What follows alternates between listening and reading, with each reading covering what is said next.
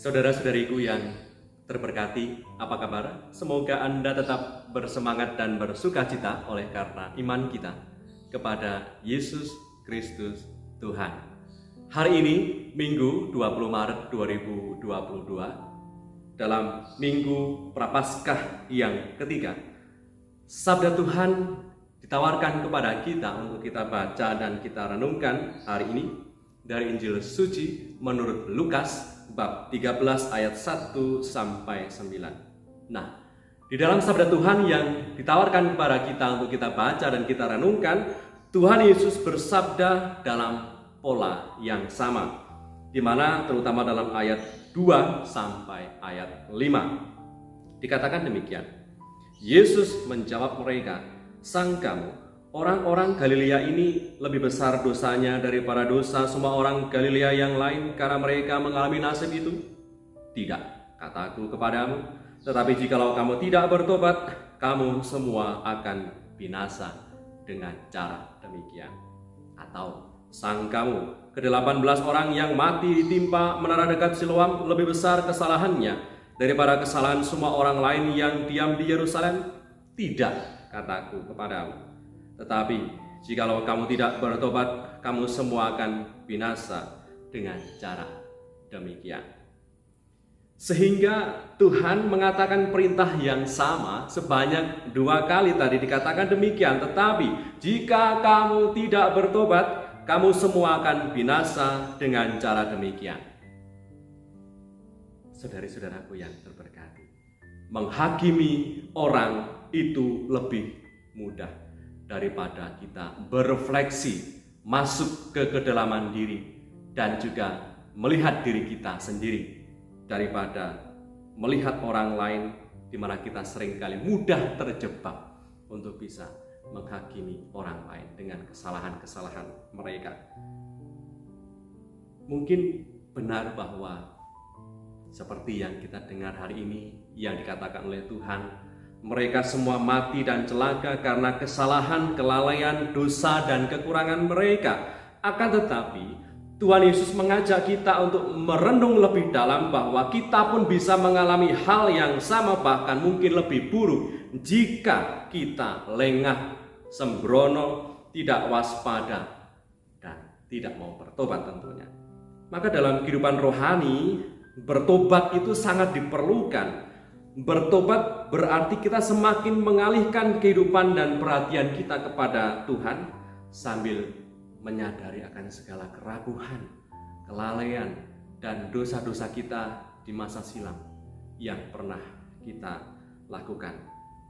Dan sabda Tuhan hari ini mengajak kita untuk juga melihat, kita diajak untuk bisa beralih dari situasi menghukum diri, situasi menghukum diri oleh karena dosa-dosa dan kerapuan kita yang membuat kita berdiam di situ dan jatuh pada penghukuman diri sendiri. Tetapi ketika kita berdosa, kita hendaknya punya harapan, punya kesempatan dan kemauan untuk memandang ke depan akan ada belas kasih dan kemurahan yang nyata untuk kita. Kendati pun kita berdosa, ketika kita mau menyadari, mengakui, dan mengingat akan adanya belas kasih dan kemurahan untuk kita semua yang berdosa, maka aliran dan berkat dari kerahiman Tuhan akan juga mengalir kepada tiap kita dan membawa pembaruan dan perubahan bagi hidup kita. Demikian juga bagi orang yang merasa hidupnya beres di hadapan Tuhan, masih juga perlu belajar agar tidak terbuai, lengah, dan jatuh. Maka sabda Tuhan hari ini yang kita dengarkan, di mana Tuhan mengajak kita untuk tidak mudah untuk menghakimi, tetapi berani melihat ke kedalaman diri kita, apa yang bisa saya ubah, apa yang bisa saya benahi, agar semakin layak untuk bisa mengikuti Tuhan. Dan disitulah kita minta sikap pertobatan sejati dalam diri kita, mau membarui diri terus menerus. Saudara-saudariku yang terberkati, Dalam sabda yang baru saja kita dengar tadi, di mana Tuhan mengajak kita untuk mau bertobat, mau membarui diri. Dan tentunya kita butuh alasan mengapa kita harus membarui diri, mengapa kita harus bertobat. Dalam perumpamaan yang disampaikan oleh Tuhan pada hari ini tentang pohon ara yang tidak berbuah di tengah-tengah pohon anggur, sang pemilik kebun pun merasa putus asa. Akhirnya sang penggarap kebun meminta kepada pemilik kebun untuk merawat pohon ara itu, mencangkul sekelilingnya, memupuk supaya bisa berbuah. Maka lewat perumpamaan yang kita dengar hari ini, Tuhan Yesus sebagai sang penggarap kebun itu tidak pernah lelah bekerja dan mau berbuat apa saja asal kita bisa berbuah, agar kita bisa menghasilkan kebaikan dalam kehidupan setiap hari.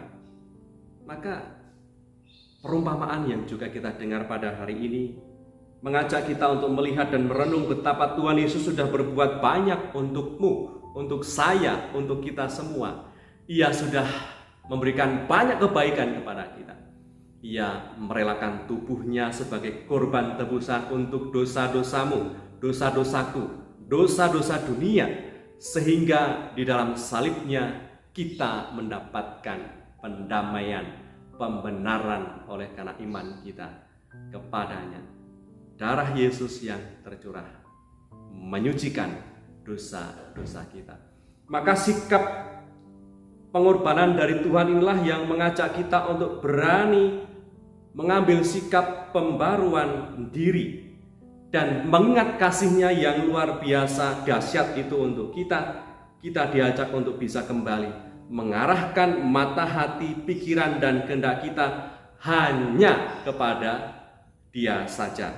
Kendati pun kita melihat seringkali ada tarikan-tarikan, ketertarikan duniawi yang sedemikian kuat untuk mengalihkan pandangan kita kepada Tuhan dalam sikap pembaruan diri, kita tetap pada komitmen dan kemantapan hati kita mau bertobat. Mengingat akan begitu banyaknya kasih, ragam macam bentuk kasih yang telah ditunjukkan oleh Tuhan kita Yesus Kristus lewat perumpamaan yang kita dengar pada hari ini, mengajak kita untuk berani mengalihkan pandangan kita kepada Tuhan, menatap dengan penuh komitmen dalam sikap pembaruan diri.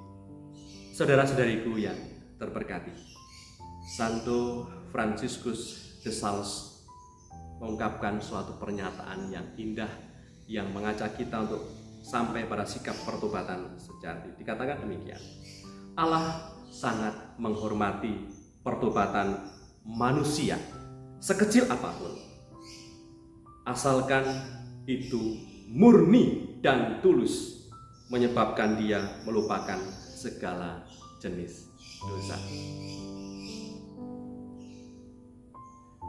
Marilah berdoa.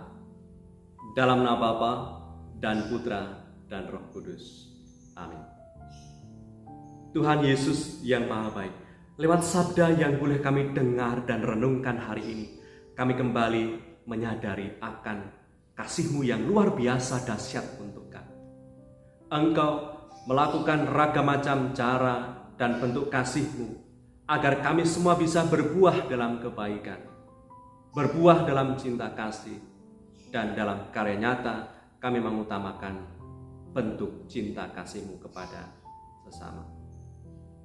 Maka kami mohon pada hari ini, semoga kami mampu membatinkan kasih-Mu yang sedemikian dalam untuk kami, di mana Engkau tidak pernah lelah untuk mengasihi kami. Semoga kami pun tiada lelah untuk membarui diri dalam sikap tobat yang sejati. Kami pada hari ini pula berdoa untuk segala rencana, pekerjaan, dan niat-niat kami. Semoga segala rencana kami berjalan dengan baik. Pekerjaan yang sudah kami rencanakan bisa berjalan dengan sempurna oleh karena kemurahan. Dan semoga juga oleh karena belas kasih dan kemurahan, keluarga kami mengalami sukacita damai, keselamatan. Sebab Engkaulah Tuhan dan pengantara kami, yang hidup dan berkuasa bersama Bapa dalam persekutuan Roh Kudus sepanjang segala masa. Amin. Berkatalah yang Maha Kuasa turun atas kita semua, Bapa, Putra, dan Roh Kudus. Amin. Saudara-saudariku yang terberkati dimanapun Anda berada, dan dalam situasi apapun hidupmu, tetap semangat, tetap optimis, and stay calm with Jesus.